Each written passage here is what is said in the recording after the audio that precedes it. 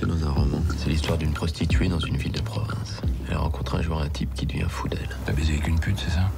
Le type va vite se rendre compte qu'elle est froide, calculatrice, menteuse, égoïste, et il décide de la battre à son propre jeu. Ce genre de bonne femme est incapable d'être amoureuse. Justement, le public va se dire la même chose.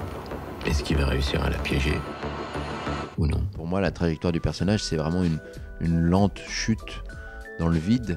Et il va du coup se raccrocher à cette femme, à Eva, qui va un peu être pour lui une sorte de planche de salut à laquelle il se raccroche, ou même une chimère, pour ralentir justement cette chute dans le vide.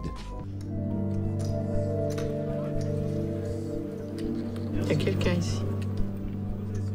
Ça vous étonne pas de me voir? Pas du tout. Mon ami est allé se regarder, allez vous asseoir ailleurs. C'est vraiment votre ami? Tous les hommes qui paient sont mes amis. J'étais assez enthousiaste à l'idée de la retrouver. J'ai l'impression qu'on ne s'est pas vraiment rencontrés sur le film de Ritty. Il y avait surtout une gageure différente, hein. Il y avait une matière quand même plus consistante dans nos échanges. Voilà, il y a deux personnages beaucoup plus complexes qui se rencontrent. Il y a, voilà, le jeu entre les deux personnages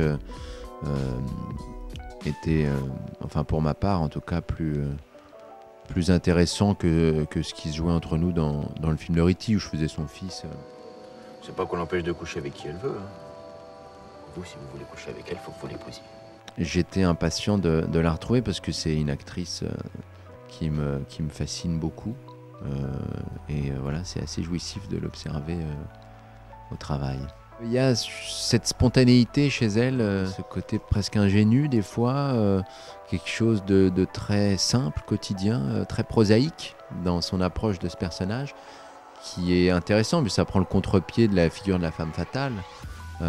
Du coup, si on compare avec le roman ou le film de Lauzet, on a un peu retourné le cliché de la femme fatale, et en fait ça ne reste qu'une femme fatale par la figure qu'elle incarne, c'est-à-dire la femme qui provoquera la chute du héros.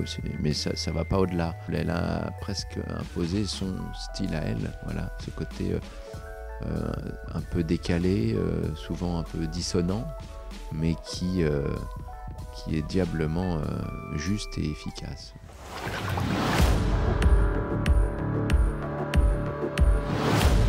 Tu veux toujours te marier?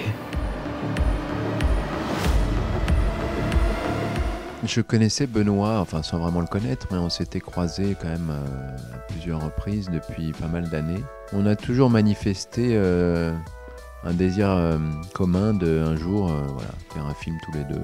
Et là, il m'a contacté très en amont du projet, ce qui est assez inhabituel pour lui, puisqu'en général, c'est toujours une actrice qui est un peu à l'origine de son désir de cinéma. Quand on s'est vu la première fois pour parler du projet, il n'avait pas encore écrit le scénario, il m'a juste donné un synopsis de quelques pages. On s'est vu de nombreuses fois alors qu'il était en train d'écrire, et ça m'a permis, après dans toute proportion gardée, d'influer un tout petit peu sur certaines directions que prenait l'écriture du scénario.